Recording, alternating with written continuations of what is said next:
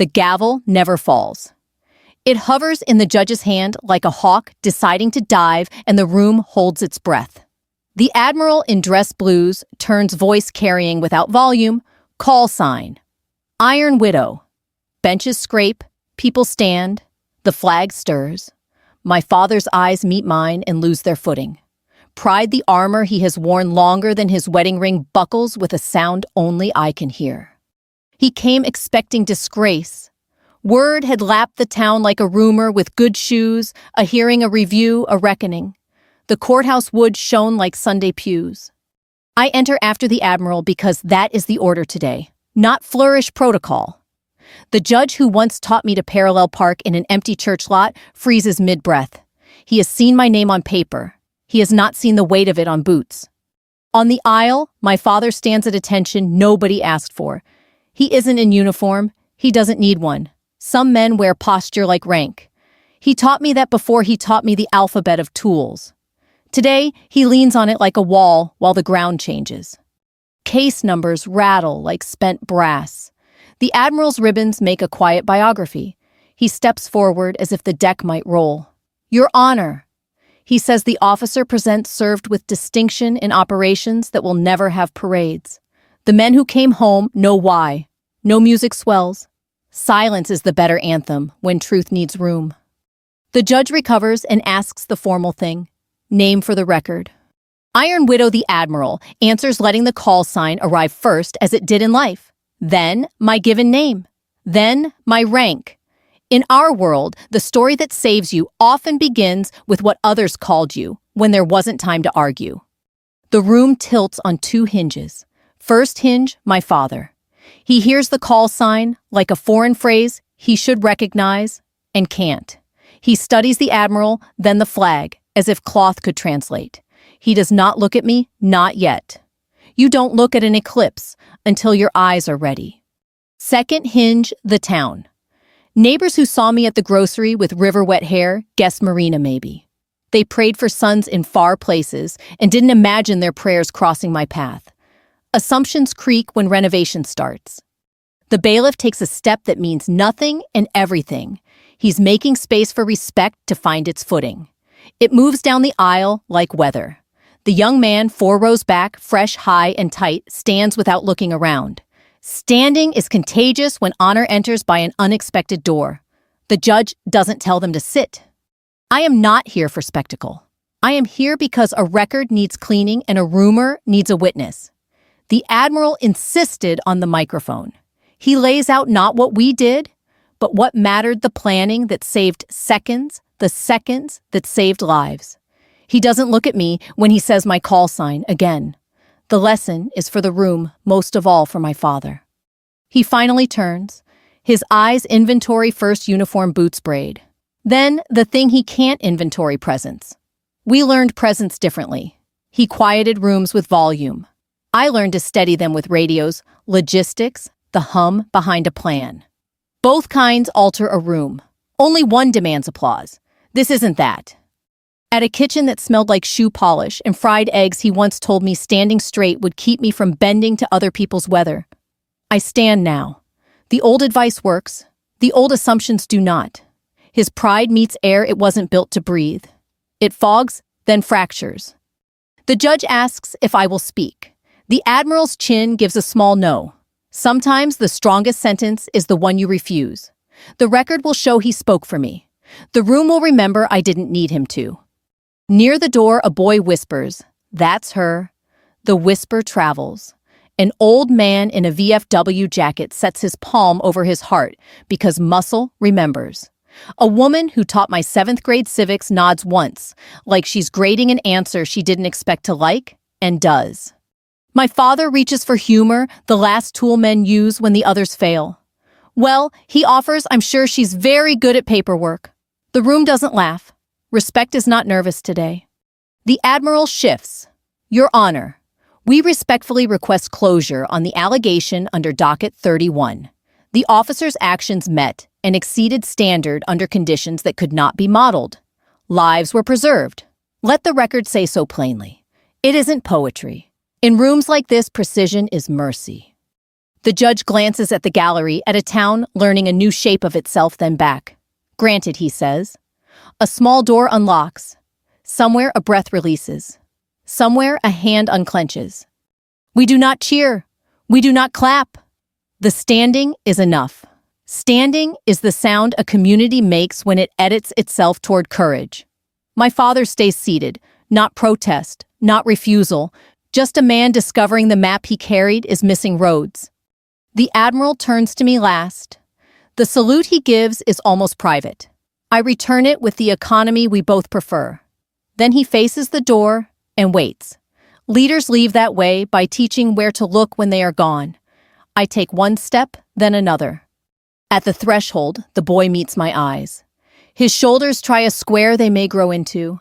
I nod, and he turns that nod into ballast. Behind me, my father says my given name quietly enough that only memory turns. He doesn't add rank. He doesn't add daughter. There are words too heavy for today. For him, choosing none is progress. If you want to know how this room came to be, why the judge's hand stalled, why the Admiral said the call sign first, and why a proud man's pride became too heavy, you have to start before law and after love. At a kitchen sink where a straight back meant virtue and silence was a dialect, where I learned to stand and he learned not to see it. He believed virtue began in the spine. Before I learned long division, I learned to line my heels on the kitchen linoleum so my back met the air like a wall. He'd tap my shoulders, not hard, not soft, until they settled where he approved. A straight back tells the world you won't break, he said, slinging truth like a carpenter's belt. The house smelled of shoe polish and black coffee, of floor wax, and rain-damp jackets hung by the door. In winter, the heat clicked on like a command. In summer, the box fan chopped the afternoon into squares. My mother kept books stacked on the dryer because there wasn't room anywhere else for quiet. We were a Midwest family, stitched out of pay stubs and chores. Dad wore his hair like a regulation even after retirement. The neighbors called him Sarge, half affection, half permission, to let him run the barbecue like a field exercise. He measured a day by what got done, and a person by how they carried it. I loved him for the steadiness, and learned to fear the edge that steadiness could hide. My mother moved inside his weather, like a woman who'd studied the almanac. She folded mercy into small tasks, peeling an apple in one perfect ribbon, fixing a hem while the news hummed, tucking a poem into my lunch beside a peanut butter sandwich. It was never rebellion. It was ballast. Sunday meant church not for the sermon. Dad distrusted speeches, but for order bulletins, stacked straight pews, filled from front to back hats off when the organ began. Afterward, we'd drive by the river, and he'd talk about real work, the kind you could point to poured concrete miles of fence, a roof that kept snow where it belonged. I pointed to at the courthouse, the gym, the library, as if buildings could bless me back. When I was 8, he taught me to check the oil and read a tape measure. When I was 10, he taught me the names of his medals and not to touch the glass. When I was 12, he timed my mile and said it was decent for a girl and a disappointment for a runner. He believed in honest grades. He issued them without ceremony. If I brought home an A, he looked for the smudge on the page. If I brought home a B, he turned the page for the next assignment. Our town had 2 seasons, football and after. Under Friday lights, boys ran like future men and girls cheered like tradition. I ran in the mornings instead when the air was clean and the stoplights still yawned amber. Some mornings Dad joined me, and those were good miles. His breath steady beside mine, shoes and cadence, no talk, because talk would have made the road smaller. Then we'd return, and the kitchen would remember who we were supposed to be. His stories of service came out sideways, mostly in the way he folded towels with corners that met like orders, in the way he repaired anything that bent, in the way he watched the evening news and saluted no one. He'd say men and mean a posture more than a person. He wanted a son to carry it. He got me. He didn't say the disappointment. He let the world say it for him and nodded like a foreman counting bricks. Mom did her persuading in the margins. She drove me to the library when the weather said stay home. She circled dates in the newspaper for free museum days, 2 towns over. She told me the alphabet of birds and the grammar of patience. When Dad said don't blink, she said look twice. At night, she graded papers in pencil, gentle corrections, a soft graphite hush, and left a clean eraser curl on my desk, as if to say, mistakes are not a verdict. The first time I said Navy out loud, the word felt like a stone that had been in my pocket for months, warmed by my hand, shaped by silent arguments with the mirror. I'd sat up late reading histories of ships and charts of storms that met their match of women whose names lived in footnotes anyway. I liked the logic of navigation and the unflinching math of tide tables. I liked that skill, not chatter, kept men alive. When I told him, he went still the way he did when a tool broke that shouldn't have. He didn't shout. He adjusted. "You want attention?" He said, eyes on the mail. "That's not service." The letter opener made a neat slice, like a line drawn between us. We didn't slam doors. We curated silence. Dinners went on schedule. The dishes stacked at the left of the sink. He inspected chores as if he were making sure the house would pass muster. I passed muster and failed a different test I couldn't locate.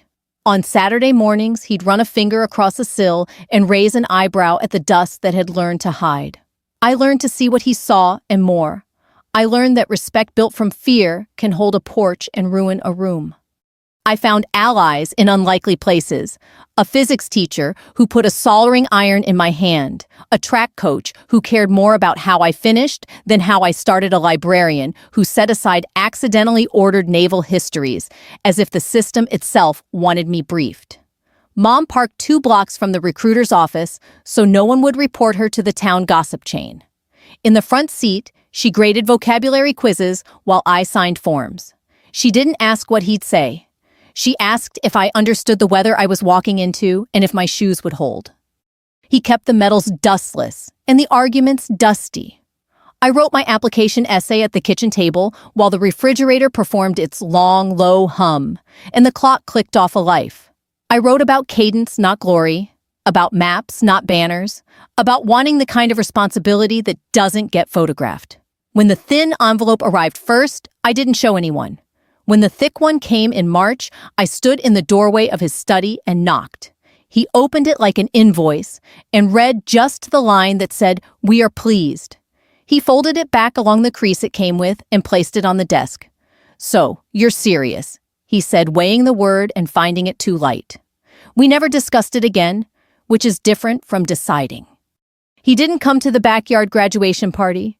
He drove by once slow, like a patrol. I watched the taillights disappear around the corner and felt my spine correct itself without his hand. The morning I left for plebe summer, Mom tucked 3 envelopes into my duffel. Open when lonely, open when hurt, open when you forget who you are. At the bus station, she told me to stand up straight and we laughed at the shared joke. He had an appointment to get the tires rotated. I boarded. Annapolis did not love anyone back. That was the point. It sanded us down to what would hold under weather we hadn't met yet. My back learned new truths. The clock learned new names for the same hours. I learned that standing straight in the right room could put air in other people's lungs. I sent postcards home with lines that made sense in our house. Good time on the mile. Inspections clean. Learned something that will last. His replies never came. Mom's did. She sent me poems broken into tactical lines. On Sundays, when the chapel smelled like polish and old wood and the river wore light like a ribbon, I sat in the back and listened to the creak of benches under the weight of men learning to carry more than themselves. The organ spoke a language my father might have respected if it wore boots. I learned to pray without asking for exemptions. I asked for clarity for enough for the right kind of fear. When I came home on a brief break, he had rearranged the medals in the case left to right, higher to lower, as if order could make a story true. "You're thinner," he said. "You're still too proud." I made coffee the way he liked it, and did not report what pride had cost that week, the blisters, the size of coins, the grades that felt like verdicts, the instructor who said, "Do it again," with a flatness that erased every reason to quit. We moved around each other like men on a deck in high wind, hands out for balance, eyes on the horizon, pretending it was practice. It would be years before a call sign followed me into rooms he respected and made them respect me back. Before that, there was only the kitchen and the spine and the silence and a mother who kept smuggling in softness like contraband. You build a life with what's on the workbench. He handed me discipline. She handed me mercy. I learned to hold both without dropping either. The shape of the future was in that grip, even if neither of us could read it yet. Coronado begins with the taste of salt and a wind that doesn't negotiate. Sand gets into doctrine. It finds the seam between sock and skin and writes its own training plan. I wasn't there to become a SEAL. Doors were shut in ways that signatures couldn't open, but teams don't run on a single kind of muscle. They run on plans that hold when weather forgets its manners. They run on radios that don't lie and logistics that arrive when faith is tired. I learned to carry that kind of weight. The first morning on the grinder, men shouldered logs that looked like the roof beams of a hard season. I watched angles breath the way a formation sways when one thought travels through 6 bodies. A chief with a face that had been carved, not grown, handed me a clipboard without ceremony. "You're the ops intel officer," he said, like he was telling me the weather. "That means no surprises unless you plan them." He walked away before I could nod. Men like that don't waste a cent. Operations is a church for people who worship cause and effect. Maps unrolled across tailgates, grease pencils tracing arteries a city forgot it had. Radios murmured like prayer. I learned the names of streets where we would never put boots and the sound a pump makes 10 seconds before it dies. I learned to count time in heartbeats and battery bars. I learned that the plan you keep in your pocket is less important than the one you can say in a sentence without looking down. Respect arrives in inches. The first inch came after a swim in water colder than memory. I wasn't on the roster. I was there because respect likes to see if you'll shiver and stay anyway. I stayed. After the chief with the carved face stopped tapping his pen through briefs. Silence is a promotion if you've earned it. The second inch was an update no one asked for, weather models stitched to a fuel table, an alternate route named for a church because it passed 3. The table grew quiet in a way that meant people were recalculating. Why church? A sergeant asked, testing for fable. Because people linger near grace, I said. Traffic slows. He snorted like he didn't want to like the answer and did. We went forward to places that should only be visited by maps. Diesel and dust alleys that bent wrong roosters in the wrong hemisphere. We worked out of rooms whose lights begged for retirement. Radios coughed. Men strapped on gear with hands that had learned the width of survival. My job was the hinge between what we knew and what we could survive not knowing. The plan that made the call sign wasn't grand, just exact.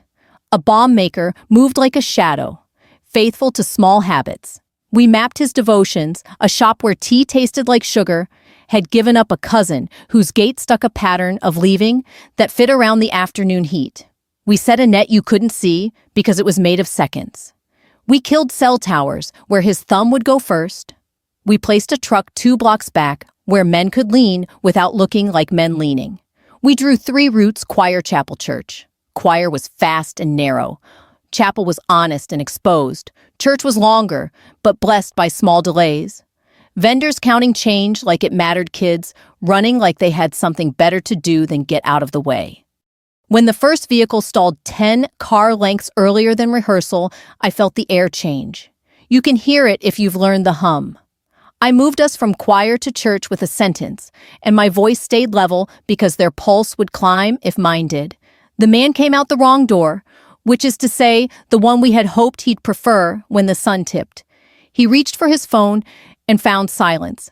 He hesitated half a beat. The beat we had budgeted in pencil. That was enough. Hands behind head, plastic cuffs.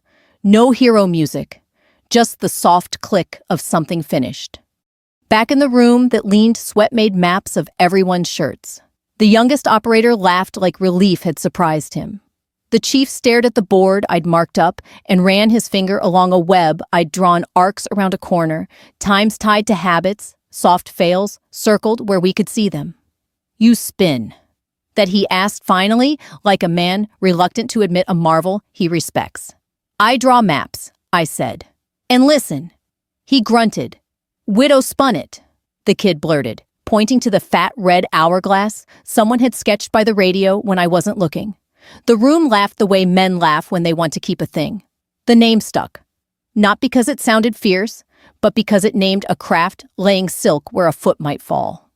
I didn't use it. Call signs are for other people's mouths. For me, work had nouns you could inventory batteries, fuel routes, windows. But nicknames travel faster than memos. On a range outside an island that had run out of patience, a visiting commander squinted at a checklist I'd bled of poetry and said, half smiling, "So you're the one who hears the web hum." I wanted to roll my eyes and didn't. "I hear men," I said. "The web is what they move through." Not every night cooperated. A tire gave up on gravel we had scouted twice. A lamp died in the worst corner of a room that hated corners. Someone's breath stuttered one octave higher, and I knew which plan to abandon without making fear a general. Hold 2, window not door, 4, pivot now. Later alone, my hands shook hard enough that I sat on them, an old trick from Annapolis, when pride had to wait its turn. Everyone came back with all their fingers. The chief called that proof. "She hears the hum," he told a newcomer who still called me ma'am like a prayer. "Pay attention when she goes quiet." Between forward and home, there's Coronado. Again, the wind getting its steps. In sand, finding new ways to disagree. In those intervals, I rewrote checklists until they matched the shape of actual days. Equipment that lies about battery life. Lines that fail when rain decides to rehearse. Pages for after the after when adrenaline leaves and the room gets too large. Old guard grumbled until the metrics shut them up, fewer, near misses, fewer nights when luck pretended to be planning. I mailed reports. I did not mail stories. At home, my father kept the porch tight as inspection and the silence tighter. Mom's letters arrived in a different handwriting, now mine copied from her habit of mercy. I asked teams how their air was on the inside and pretended it was a logistical inquiry. We knocked twice on the table before briefs without knowing when we started. Men who didn't write cards left one on my desk at Christmas with a sentence that could carry a winter. "Your web kept me breathing this year." I filed it under reasons. There were costs. A good man went quiet one spring and didn't find his sound again. I learned the difference between breaking and bending and wrote it into the margins of every plan. Respect is a logistics problem. If you plan for dignity, fewer things break that you can't fix. Word traveled the way stories do when they belong to rooms that don't take pictures. A visiting captain shook my hand like he was confirming a rumor he wanted to side with.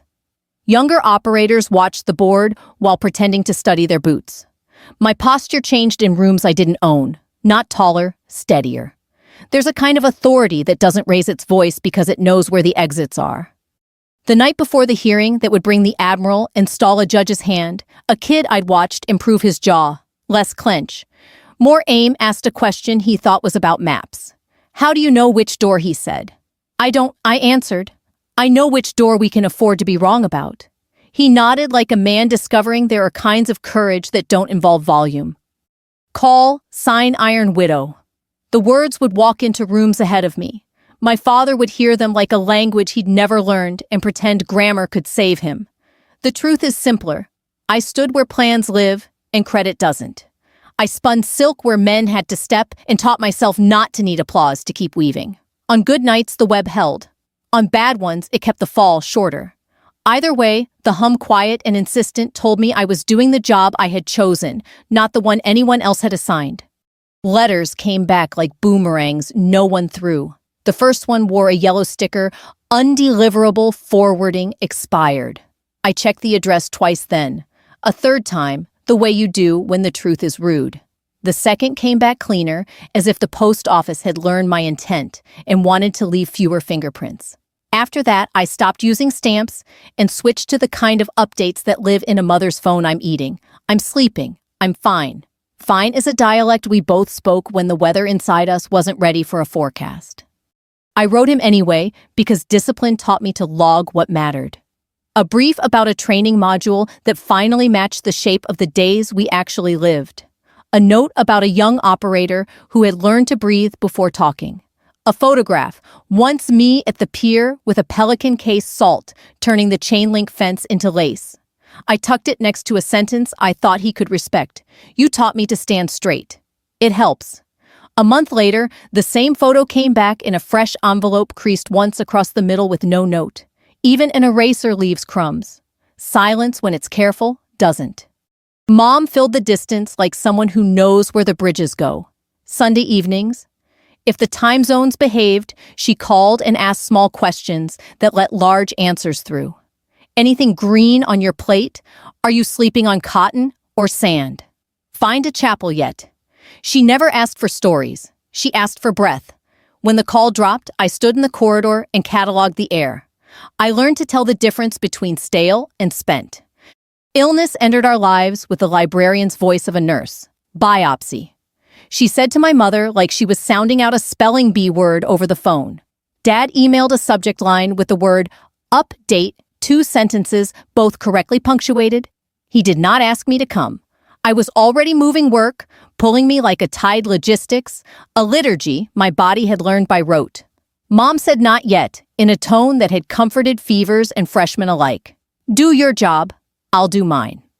I flew home when hospice entered the conversation like a chaplain, quiet, unavoidable, refusing euphemism. The air in the room was blue, not color feeling. The machines wore their own kind of courtesy. Mom's hands had gone to parchment. Dad's had become a scaffold around a coffee cup. He stood at the window guarding the parking lot like it might take a hill if he looked away. Coffee, he asked, because rituals were the last uniform he trusted. I read to her instead because words were the first house we built together. Frost, then Mary Oliver, then whatever the visitor library offered with a spine that hadn't given up yet. When she woke clear, she pressed 2 fingers to my sleeve and said what I didn't know I'd been training to hear. Keep flying, not away, just up. She died before sunrise, and the room changed key. Grief has its own physics. It makes the floor tilt, and the air thick, and the clock arrogant. At the funeral, he spoke first geometry of a life measured by schedules kept and corners squared. I spoke second lemons in winter, in the car pencil shavings in a glass ashtray, the way she could name birds by silhouette. He stapled the program over and over like paper could become armor if you layered it enough. We stood near the same casket like strangers convened by weather. Back on base, I added a box to every plan. Who calls home if it goes sideways? We wrote names and numbers with ink that wouldn't surrender to sweat. Respect is a logistics problem. So is mercy. Plan for both and fewer things. Break that you can't fix. The old guard teased until the first time the box did its quiet job, and a voice that would have found a wall found a human instead. We started asking each other, "How's your air?" And we meant inside, not outside. Some men looked startled the first time, like we'd opened a door they didn't know existed. Then they answered, not with speeches, but with weather reports, clear gusting fog. The letter I never got from him became a story I stopped telling myself at night. You can wait forever for a verdict from a judge who doesn't know he's presiding. I learned to carry without permission. I learned that silence can punish, yes, but it can also be the place you discover how to breathe under your own orders. At Christmas time, a card appeared on my desk block capitals and a sentence that practiced understatement like a craft. Your web kept me breathing this year. I filed it where I kept reasons. We lost a diver to an ocean that had run out of patience. We stood on a parade deck in dress blues while the wind stitched its own harsh hymn through the ranks. A bell counted too small for the size of the absence. A kid who'd been turning into a man asked afterward how to bear it. You don't, I said. You carry it. There's a difference. I wrote that into the protocol we started calling. After the after-quiet pages that told a mind what to do when adrenaline had left and silence arrived with luggage. It was not therapy. It was survival with the decency of a checklist. I kept writing him. Not the him who folded towels with corners that met like promises. The him who might someday be willing to audit his own map. A clipping about a new training approach that trimmed near misses by half. A note that said, the coffee here is unforgivable, but the chaplain knows when to sit and shut up. I stamped them and sent them and did not look for boomerangs. When his birthday came, I mailed a book of national parks because once when I was 7, He lifted me up to a wooden bear carved outside a gift shop and said, "That's the real country." Inside, I wrote, "We could go see one together." He sent a thank you card with his name typed under the closing, like he were signing orders no one would argue. It was progress if you squinted and called tired steps a march. The Admiral visited our board once and ran a finger down a column I'd labeled "Soft Fail," places a plan could bow without breaking. "You're building humility into the wall," he said. Not unkindly. "Walls save lives," I answered, "but doors save more." He nodded and asked me to brief a room that had confused rank with proof. I brought one slide. "Respect is a logistics problem." They laughed, then wrote it down when we walked through how it changes batteries purchased and hours slept and marriages that make it to shore. I tried calling him from a stairwell in Bahrain where the heat stuck like a wet shirt. He answered on the second ring, said hello, like a password. We discussed gutters and weather and the neighbor's maple that had leaned dangerous for years, and finally took the fence. He said, "Check your tires before winter." We hung up like we had coordinated a delivery I would never sign for. But the next day, the silence didn't bite. It sat like furniture you stop tripping over when you learn the floor plan. If I speak of him, hard know that I learned the shape of my own mercy with the same hands he taught to grip a wrench. He gave me discipline as a first language. It made my back straight and my plans tighter than fear. He gave me silence as a second language. It taught me to let rooms find their own gravity and to listen for the hum beneath the noise. Mom gave me the rest, the grammar of kindness. Between the three, I could write orders to myself that didn't lie. The day a mutual friend from their church wrote in looping, cursive, "He keeps your picture in his study. He doesn't talk about it." I put the letter on the wall with blue painter's tape and let it adjust the room. Care can look like custody. Pride can look like neglect.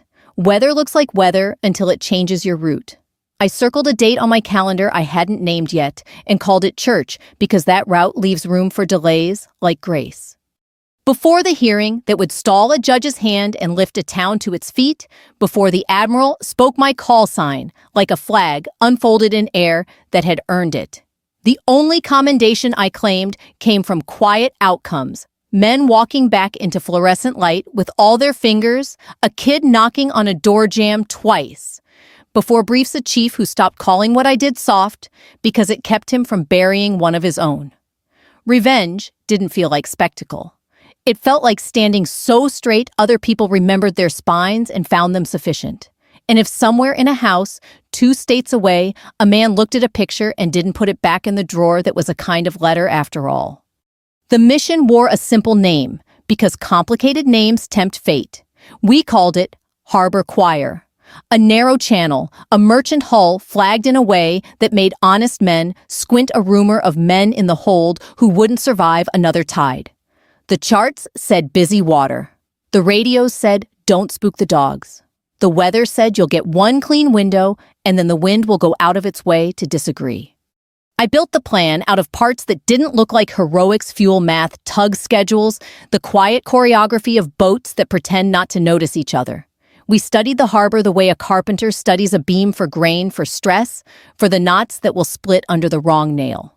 The target moved every morning like a man who values habit, but is ashamed to say so. At 04:30, he took coffee at a stand that called itself a cafe and sold forgiveness to men who couldn't afford sleep. At 05:15, the harbor pilot hustled from ship to ship like a conductor, pretending the orchestra would listen without him. At 0600, a tug shoved a freighter into alignment the way brothers do when fathers are watching. Our map named the lanes not with numbers, but with the language of choir practice soprano fast and bright under the lights. Alto steady wide, forgiving. Bass slow, low all bulk, short on grace. Harbor enforcement called them something else.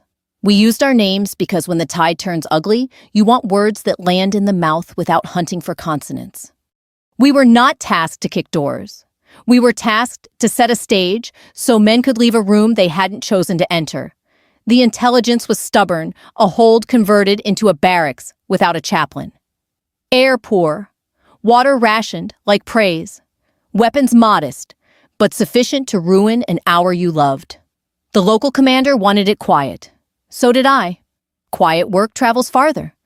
At Aero 200, I ran a hand over the laminated board and felt the web hum, a good sign, a readiness.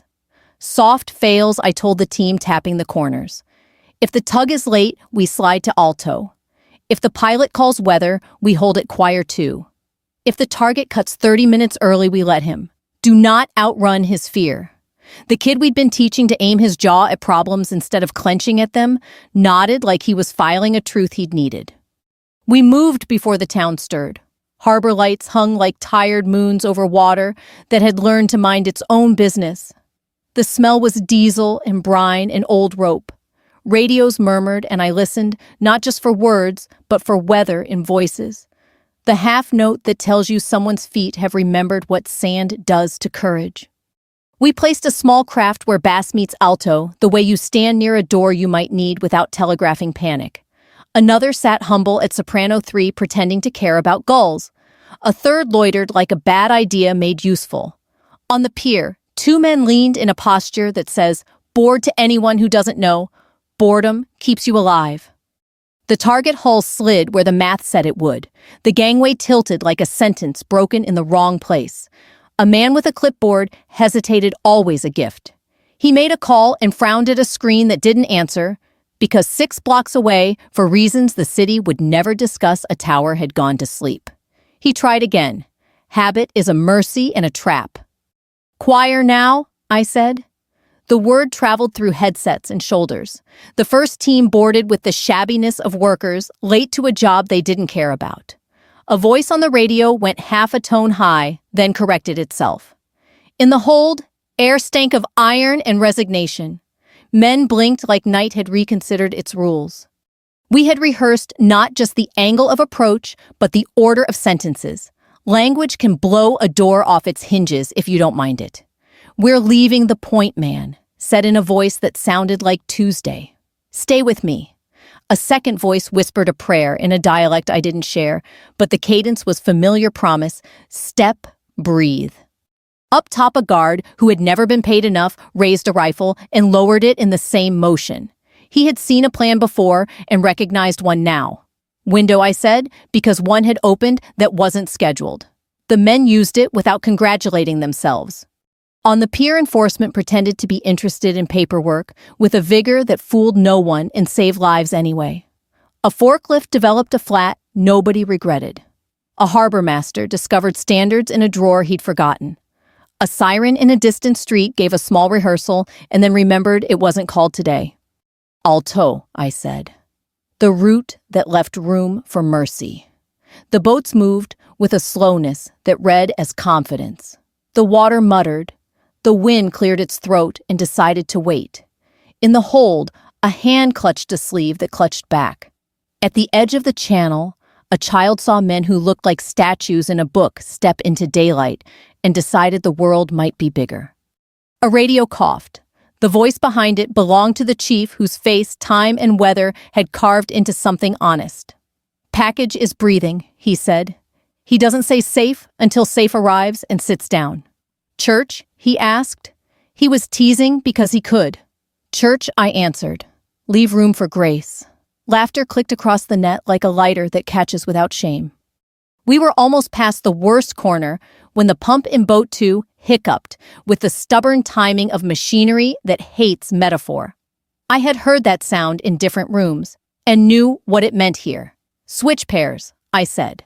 Don't chase speed.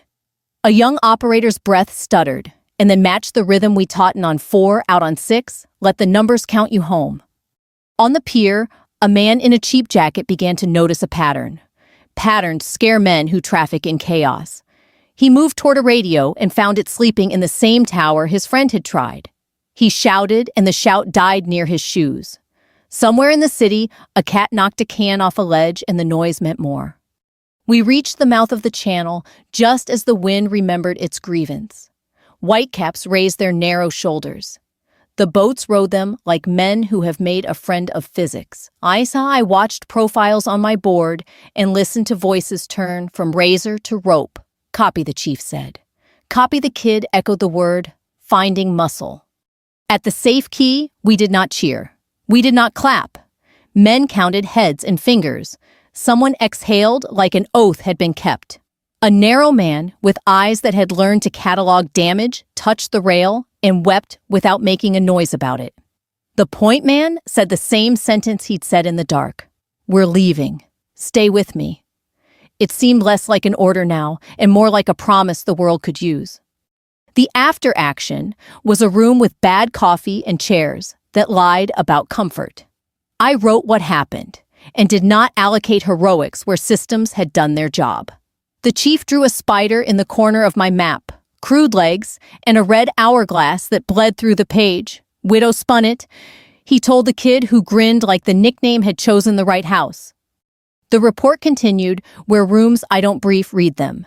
The Admiral's signature appeared later, a neat weight at the bottom of the page where men with stars agree that quiet work has consequences they approve.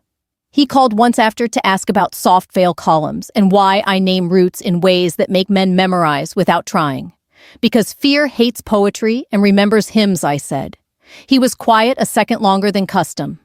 "Brief me sometime," he said. "Bring the board. Don't bring the slides." News does what it does in small towns when the world tilts somewhere else.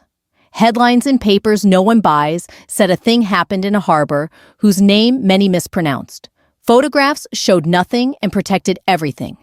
People in my father's diner talked about prices and weather and a high school team that might go far if knees held. A rumor passed through like a shy animal somebody's daughter had something to do with the thing that didn't go wrong. He didn't chase it.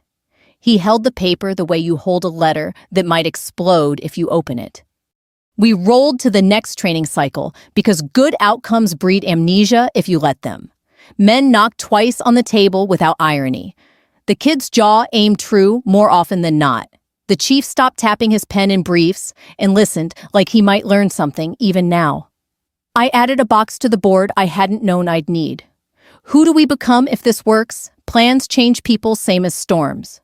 When the summons came for a hearing far from harbors, I packed the board out of habit. The Admiral didn't need it. He carried the part of the plan that matters, the memory of men walking into light none of them expected to see. He said my call sign to a judge who didn't know he knew me. In a room stood the way water stands when wind stops arguing. In a pew, my father's hands seemed unsure about being hands. Pride rearranged itself into something humbler that could stand closer to truth without flinching. Harbor Choir read like a small chapter in a book that prefers margins. It had no movie scene and no parade route, but the men back at the key kept their fingers, and a narrow-eyed soul kept his future, and the web held under a weight it had budgeted for. That is how legends are born in rooms that don't say legend. Someone whispers a name because saying thank you out loud would admit a debt they don't know how to pay. The name travels. It arrives where it needs to. Sometimes it arrives in a courthouse where wood gleams like Sunday and a gavel hangs undecided in a judge's hand.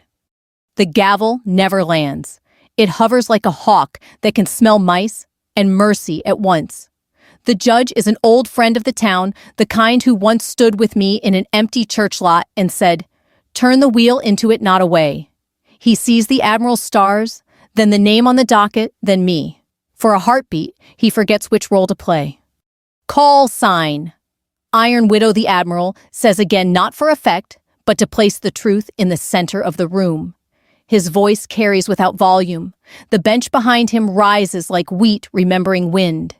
There is no order to stand. Some bodies know when honor enters the way, knees know how to unlock for prayer. My father does not rise. He stands already in the posture he trusts to do all his sentences for him. Hands clasped behind his back jaw, set to the angle that once told recruits storms will not be negotiated. He watches the standing with a suspicion he reserves for new tools. If it works, why didn't the old one? The clerk reads words that have more consonants than a man should be asked to carry. Allegation, docket, review. The Admiral requests closure on 31, citing my role with a neat list of exactness. Soft fails planned, seconds purchased, lives preserved. He offers none of the stories men tell later when fear needs a shape. He gives the judge the precise weight of the thing and no ribbon. The judge clears his throat. Officer, do you wish to address the court? The microphone waits expectant as an altar. No, Your Honor. The Admiral answers for me. The work speaks. He turns his head enough that I catch the smallest shake. Not today. Let the silence do its job. The room continues to stand because sometimes sitting would be a kind of disrespect. A boy at the back whispers, "She's real," the way kids whisper when myths walk out of books and ask for coffee. A Vietnam vet in a jacket that still fits lays his hand over his heart because his muscles remember what the mind has the luxury to forget. The 7th grade civics teacher nods once like a sentence she taught came back to visit. My father tries humor an old screwdriver that has stripped more screws than he will admit. Well, he says to the room, palms half out, I'm sure she's very good at spreadsheets. It's meant to invite nervous laughter into a space that has stopped hosting it. The room does not comply. Even jokes obey chain of command. The judge lets quiet say the first paragraph. Then, motion granted. Docket 31 is closed with commendation. He looks at me like a man who has just found a road that always existed and wants to apologize for the map. Let the record reflect, he adds, which is courtroom for hold, still while we draw the line straight. The Admiral thanks the bench with the tidy economy of a man whose gratitude isn't performative. He does not speak of legends. He does not say my name like a flag. That is for other rooms. He steps back, and the space he leaves behind is occupied by respect, the kind that shows up like a steady friend rather than a parade. A woman near the aisle starts to clap and stops herself. She folds her hands like she has remembered where she is. The sound that replaces applause is heavier shoes, settling breath, releasing the soft creak of wood meeting weight. Standing is the music here. My father finally turns to face me. His eyes perform inventory first, because that is what they were trained to do, braid ribbon bars, boots. Then he arrives at the thing he can't list, presence, and he does not know where to file it. He has spent a life translating the world into weight-bearing structures. This is a beam he cannot measure.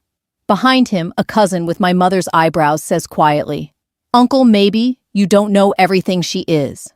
The sentence lands like a hand put gently on the shoulder of a man who has been shouldering alone. The judge who used to talk carburetors with my father after church looks uncertain where to rest his eyes. He lands on me. "Is there anything you wish in the record, Lieutenant?" he asks, giving me one clean field of choice. I rise, because standing is sometimes the way you stop a room from tipping. Respect isn't inherited. I say, voice kept level, so no one else has to adjust theirs. It's earned. Some nights where no one can see. Some mornings in rooms like this. I don't look at my father when I say it. I let the room decide where to set the sentence down. The Admiral's mouth makes the smallest, almost smile approval without credit taking. The bailiff, who has seen more shouting in this room than I plan to give him, shifts his weight to the kind of at ease that isn't written in any manual. My father swallows. He is a man who knows how to chew and does not always know how to digest. "Why didn't you tell me?" he asks, not to the court, not to the Admiral, not to the town. To me, it is dangerously close to a real question. "Because you never asked," I say. Not cruel, not kind. Factual, like a weather report that explains flooded basements without apologizing for rain. He flinches as if grammar can bruise. The judge pretends to study a file. The Admiral pretends to study the flag. The room has the decency to find something else to look at. Shame is a private language. Translation is unkind. A young operator I know, by the shape of his shoulders, jaw, no longer clenched but aimed, speaks from the back without asking permission, because the right words sometimes skip the line. "Ma'am," he says clear. "We got home because she heard it before we did." He doesn't say web. He doesn't say hum. He says it like gravity. You can argue with poetry. You waste time arguing with physics. The VFW jacket nods and stands a little taller. The boy who whispered earlier pulls his shoulders back as if someone adjusted his uniform. The civics teacher writes a note in the air with an invisible pen. A harbor master who came for the paperwork and stayed for redemption wipes his eyes like he has discovered a draft. My father tries again, reaching for the tool he trusts most. I know the difference between a story and a life. He says, challenging the room to prove him wrong. The room declines. It has already chosen. I'm not selling you a legend, I say more to the wood than to him. I'm standing where you can see me. You don't argue with a chair about whether it holds. You sit or you don't.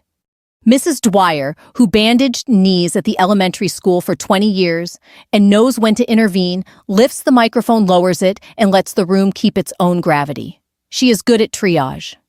The judge raps the gavel once, not to end, but to acknowledge the moment has stepped from air into record. This hearing is adjourned, he says, voice softening. Nobody moves for half a beat longer than custom. Then movement returns like tide after wind. People drift to the aisle with faces that look freshly measured. The Admiral turns to me last and gives a salute that is almost private. I return it like men return borrowed tools, cleaned, oiled, as if it always belonged to them. He steps aside and lets me choose the door. Leadership looks like that more often than we admit. At the threshold, my father's mouth opens, closes. The language he needs has missing planks. He manages my given name without rank. It lands between us like a coin on a counter. I nod the smallest permission. We can make change later. On the steps outside, the flag remembers wind and shows off a little. The courthouse bricks hold heat, like truth holds time. People say things that matter in voices built for recipes, and whether proud of you, didn't know, should have. I don't collect them. I let them pass through like good air. My father doesn't come down the steps right away. He stands under the lintel like a man negotiating a new map. The cousin with my mother's eyebrows touches his sleeve and releases it. He descends slowly, as if the stairs require a different muscle than the one he has been exercising. He stops one step above me, so we are almost level. If any of this is true, he says, each word weighed, I should have stood sooner. You still can, I answer. It isn't pardon. It isn't sentence. It is a route. He looks at the flag, then at the door he just used, then at me. A man planning an unfamiliar trip. The Admiral pretends to check a message and gives us the privacy of attention placed elsewhere. The judge steps into a circle of old men who will ask him what it felt like to change a record and will not ask what it felt like to be changed by one. The boy tugs a parent's sleeve and points not at me, at his own shoulders. That is the right direction for pointing. No music swells. The street carries the ordinary traffic of a Tuesday. Somewhere, a bell marks an hour without knowing which one it fixed. In the space between rooms, a town edits itself. In the space between sentences, a father considers a language he never wanted to learn and finally admits it might help him cross. Morning makes honest work of what night rehearses. The courthouse steps had worn yesterday's heat like a memory. My father's porch wears dew like a second thought. Paint flakes at the rail where hands have learned to land. The screen door complains the way old things do when change arrives. He opens it with his mouth already forming a sentence he doesn't yet know how to finish. Coffee, he asks, defaulting to ritual. He turns before I can answer because he knows how I take it and he needs a task to keep his hands from becoming symbols. The kitchen is the same room that taught my spine to act like a rule. Same clock, new silence. He sets the mug on the table, sits across from me, and keeps both hands around his cup like warming them might make language more fluid. I didn't know the language there, he says. Finally, the way men confess when they're trying to inventory a tool they never bought. He doesn't have to point. There is only one there in the room. I spoke it like a tourist, loud and wrong. I didn't tell you, I answer. And you didn't ask? We nod, which is different from agreeing. The refrigerator hums the same long note it did when I wrote my application essay on this table. Time hasn't changed its key. People have. He looks toward the hallway, where metals sleep behind glass and blink in filtered light. I built a house out of order, he says, staring past the doorway at something heavy. I thought it could carry everything. His eyes return to me. Some weights weren't designed for it. He isn't apologizing. He's showing the math he used, the math that kept our roof tight and made our dinners on time and left me standing outside his map. Walls save lives, I say. Doors save more. He nods because he taught me the first part. He is learning the second. We talk not about harbor choir or checklists, or how a man with a rough beard breathed easier because a tower slept exactly when we needed it to. We talk about thinner, ordinary things that can carry heavier truths. How grief moved in and rearranged furniture. How mom used pencil because mercy erases cleaner. How silence can be a punishment or a porch light depending on who stands under it. I thought a man proves love by building, he says, looking down into coffee that has stopped steaming, houses, schedules, spines. He glances up. I didn't know you were building too. Different kind. Quieter. A laugh escapes him without permission. Short and embarrassed. Spreadsheets, he murmurs, self-indictment dressed as humor. Plans I correct gently. Maps. Soft fails where we can see them. He taps the table twice, an old habit pretending to be new. That boy at the hearing, he said you heard it before they did. He studies me like I might give him a schematic. What did you hear? Men, I say, not legends. The way a voice goes, half a tone high before a bad angle. The way silence changes shape when fear sits down. The way hope makes a room taller by 1 inch at a time. I think of the kid who used to aim his jaw at the floor and now aims it at the horizon. The hum I add, and he flinches at the word like it's poetry he's not sure he's entitled to enjoy. I wanted a son, he says plain as a ledger. Then after a beat, the education arriving in its own time, I needed a daughter. He waits as if the room might reject the sentence. It doesn't. The clock says yes in the only tongue it knows. We go outside because hard conversations breathe better on porches. The flag at the eave lifts and settles like a chest, learning a new pace. He points at the maple across the street, whose roots buckled the sidewalk back when I thought sidewalks were laws and trees were excuses. Storm took that limb last spring, he says. Missed the neighbor's car by a foot. He squints not at the tree, at his own memory. I told myself I'd trimmed it. I hadn't. I'd just hoped. He lets out a breath shaped like a lesson. Hope's not a plan. No, I say because he likes hearing truth hold. But it's better than pride. Pride eats the plan if you don't watch it. He smiles without enjoying it. Dad's pride. Shattered, he quotes voice. Careful around the words other people use when they tell our story. That's the headline, right? He shakes his head. Sounds violent. It wasn't. It was geometry. I'd drawn the wrong angle for too long. He opens his hands in his lap. You redrew it by standing where I could see. We sit quiet while a neighbor waters tomatoes like he's paying installments on something holy. A jogger passes and salutes the flag with 2 fingers, a small debt paid in motion. Ordinary is doing its appointed duty. I kept your picture, he says, almost offhand, like a man leaving a tip. In my study.